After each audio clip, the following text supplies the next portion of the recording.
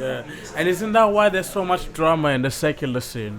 You know, there's so much beef and drama and depression because your identity is rooted in your success or lack thereof. You know. I'll go I'll go as far as saying it has the potential to creep into the gospel scene.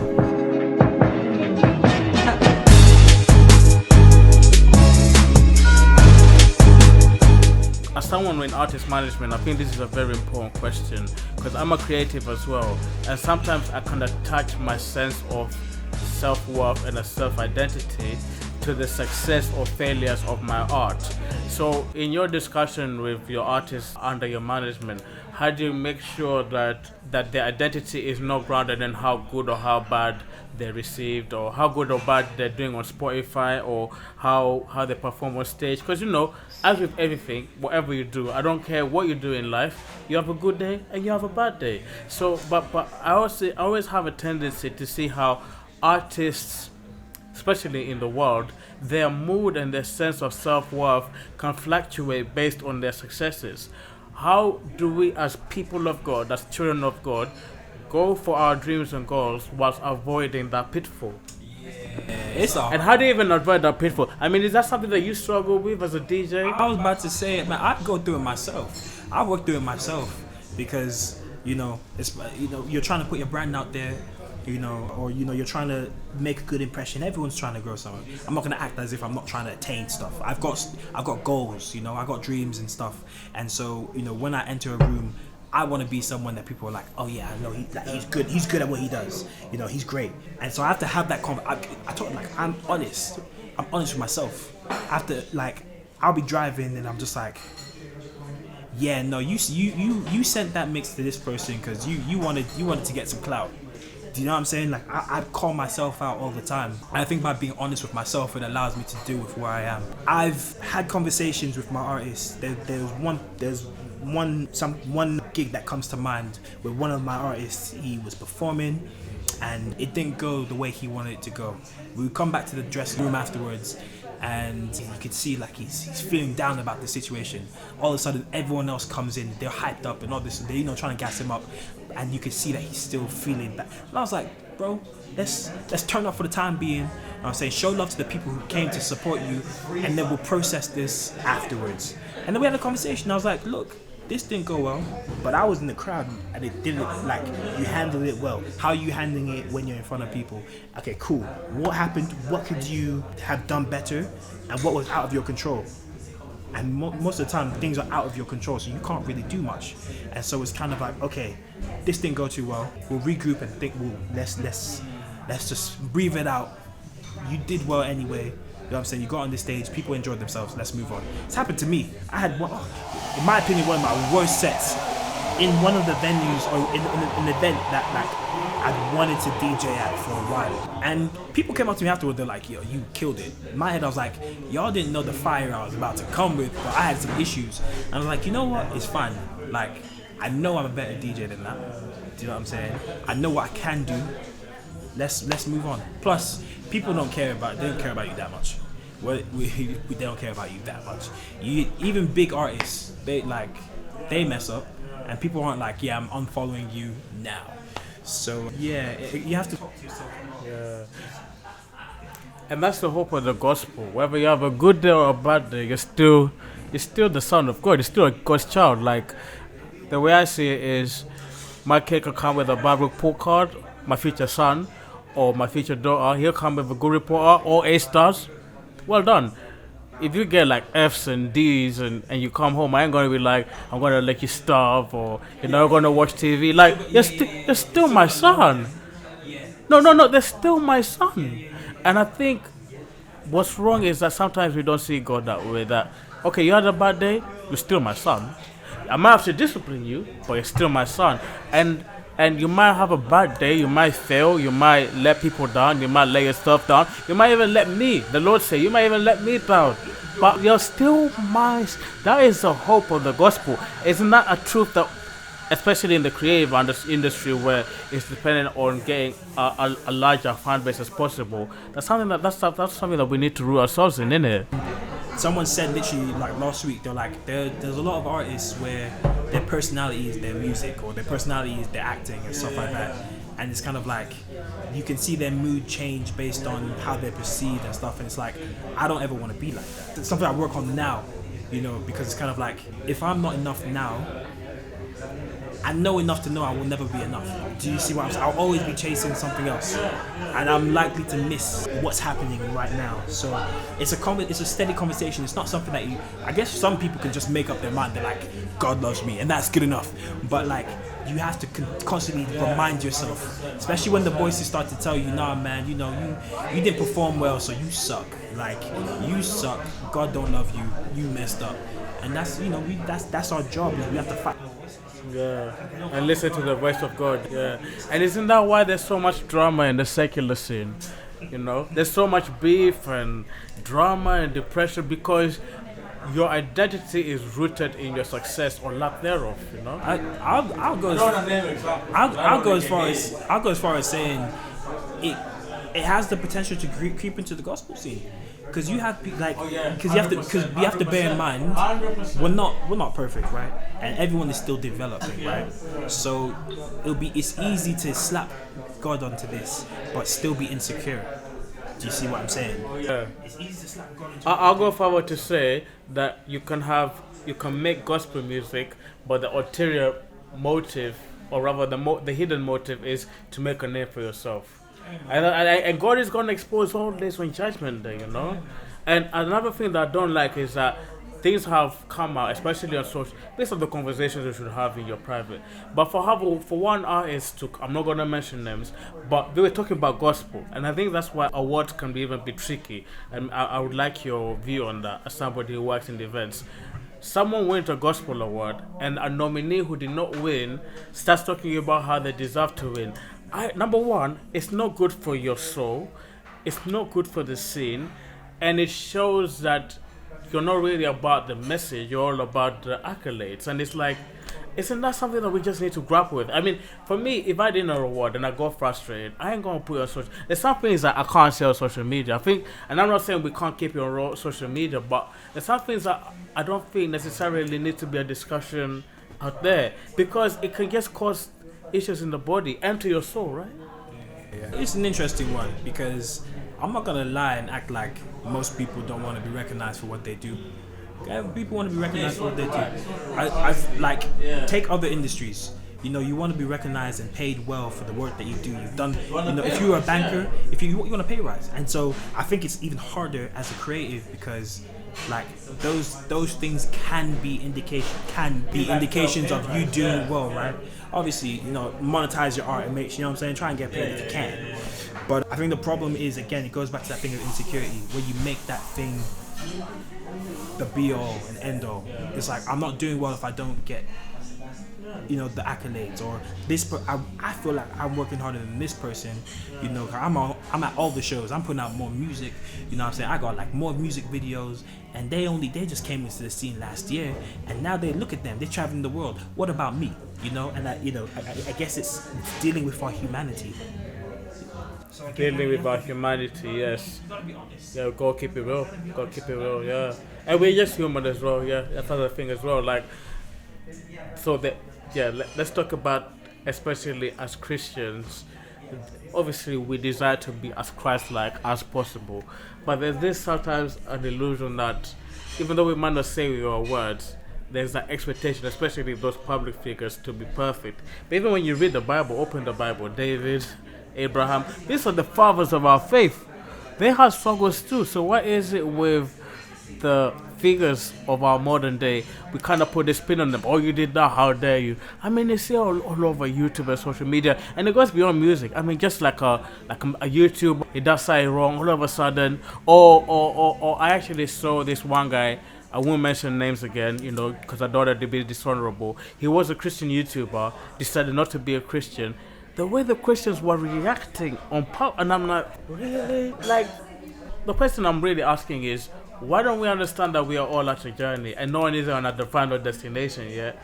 And to be gracious with each other as we are journeying. And some person's journey is not, because even me, I have a tendency to be like, oh, this guy, what's he doing? But it could be all part of the journey. Because the way I see it is this: if I just saw David David's affair with Bathsheba in isolation, I would come to a conclusion that this guy is just a mess. But what about holistically? This is a guy who loved God.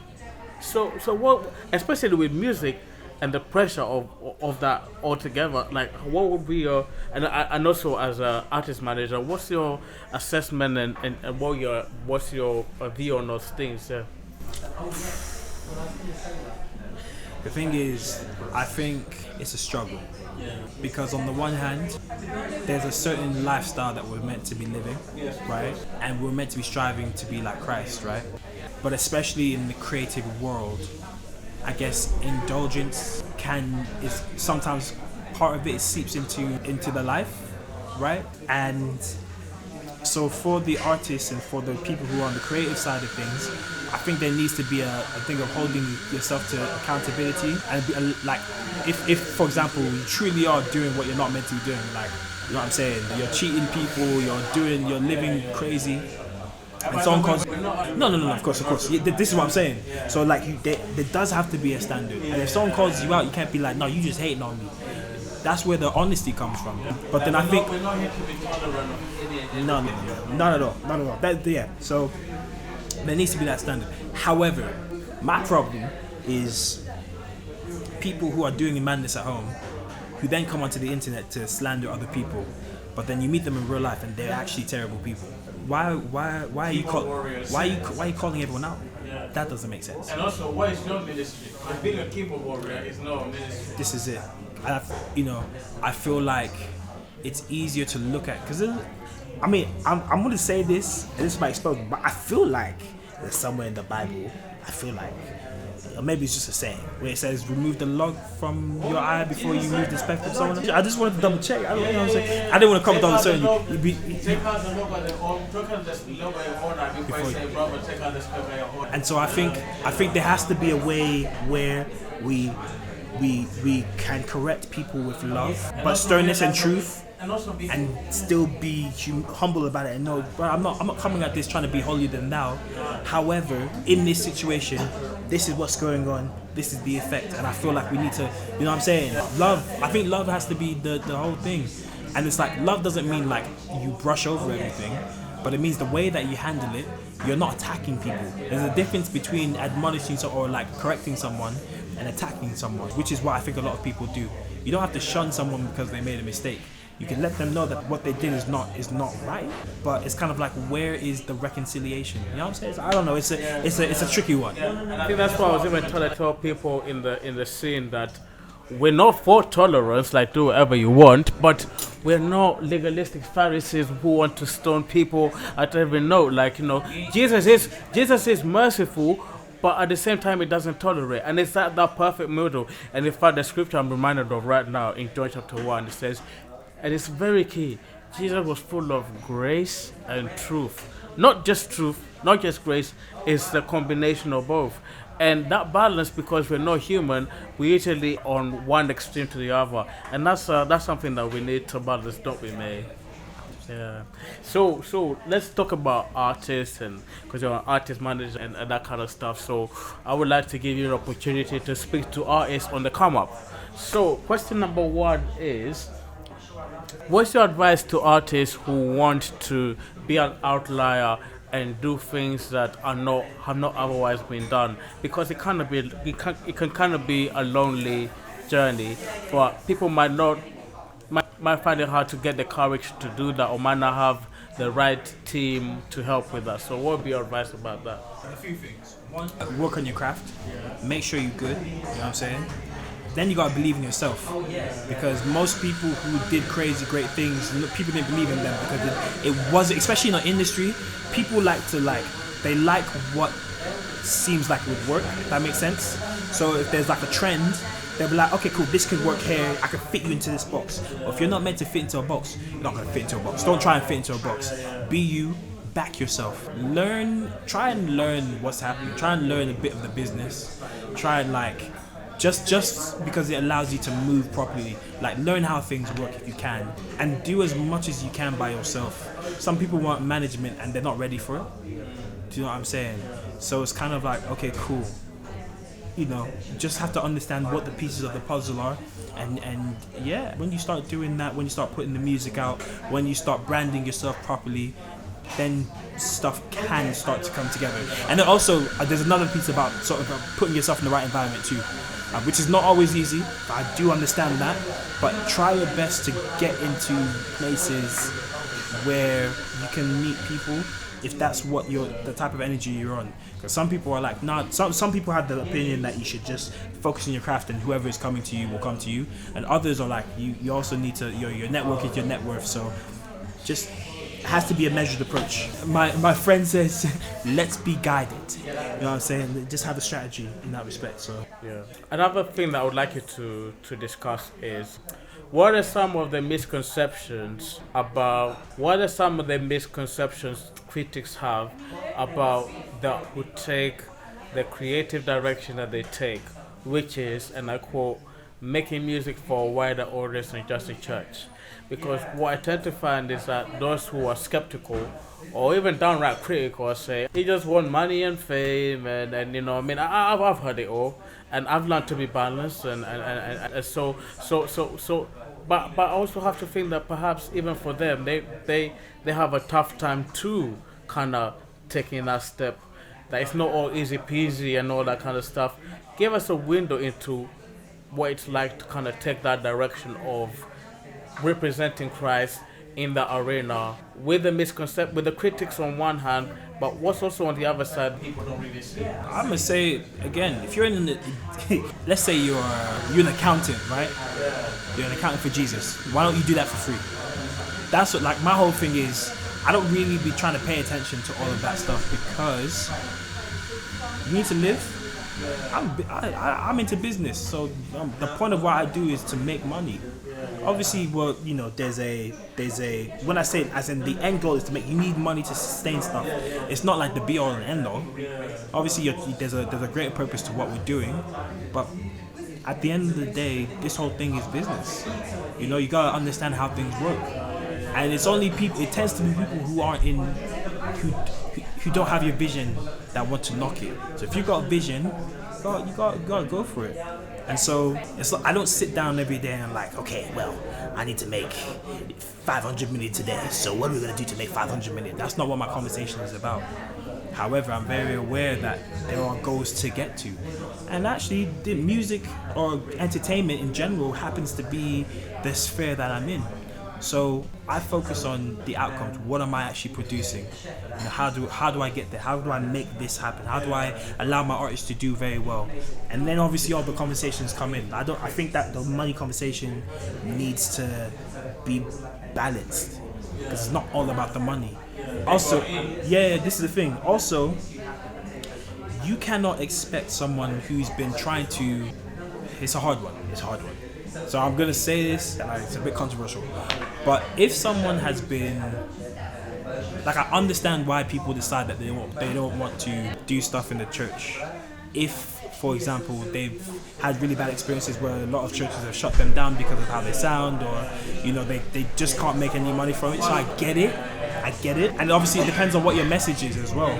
So there's certain people who are called to, like, outside of the four walls, and that's totally fine. It's not for me to tell you. Do you know what I'm saying? Like, oh no, you should be in the church, because how am I meant to know that? So I think, yeah, it's an interesting one. I think it's just knowing where you're aiming at and just being mindful. Yeah, cool. So we're coming to land, bro. I've really enjoyed speaking to you. But a question I've been asking people of late, and I want to ask you, obviously you're a child of God and you're here trying to serve Jesus. What do you love about serving Jesus in the way that you do? I'm figuring out a lot of stuff, I'll be honest. But he changed my life, and so I know I want to do this thing with him. And I guess it's that whole process of getting to know, discovering self, like learning more about him, and how he's just been involved in all the different ways. Like, he done shocked me, he done taken me through a lot, and I just know that I couldn't do it without. So that's it. Like I don't have anything that's like, oh yeah, this and like this specific example. I just know you can also myself, like I'm quite active, so you can follow me at House of Tai _ House of Tai _. And yeah, we'll be letting everyone know we're just kind of working through a few things in terms of building out our event schedule and contacting people. And yeah. So that those are the main places that you're gonna hear what's coming up. And I promise you, when you come to the Young Future experience, you're gonna want to come back. So yeah, be there. Tai, man, thank you, man. I appreciate you. Thanks for having me.